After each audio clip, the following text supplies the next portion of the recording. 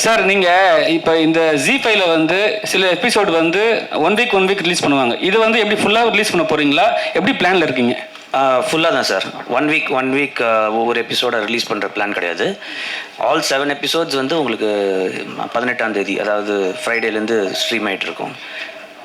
Sir, இந்த web series சினிமாலலாம் கடைசியில் நீதி கிடைச்சிரும். இதில் வந்து நீங்கள் அந்த வெண்ணிலாவை கண்டுபிடிச்சி பார்த்து போலீஸுக்கு இவங்களுக்குலாம் வந்து நீதி வாங்கி கொடுத்தீங்க.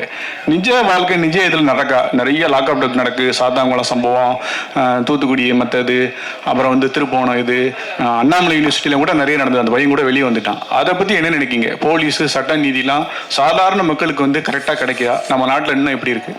தாமதமாக கிடைக்குங்க, தாமதமாக கிடைக்கும். எனக்கே இன்னும் 2-3 நீதி கோர்ட்டில் என் கேஸே இருக்குது. எனக்கும் இன்னும் நீதி கிடைக்கல. நான் 5 வருஷமாக கோர்ட்டில் போட்டிருக்கேன், அது இன்னும் கிடைக்கல. இது படத்துக்காக ஓப்பனிங் சீனில் நீதி இல்லை, லாஸ்ட் சீனில் நீதி வந்துடுச்சுன்றது தான் கதை. அதனால் படத்துக்கும் ரியல் லைஃபுக்கும் நிறைய டிஃப்ரென்ஸ் இருக்குது. அதில் வந்து கோர்ட்டில் வந்து கணக்கில் அடங்காத கேஸ் இருக்குன்றதை முதல்ல நம்ம தெரிஞ்சுக்கணும்.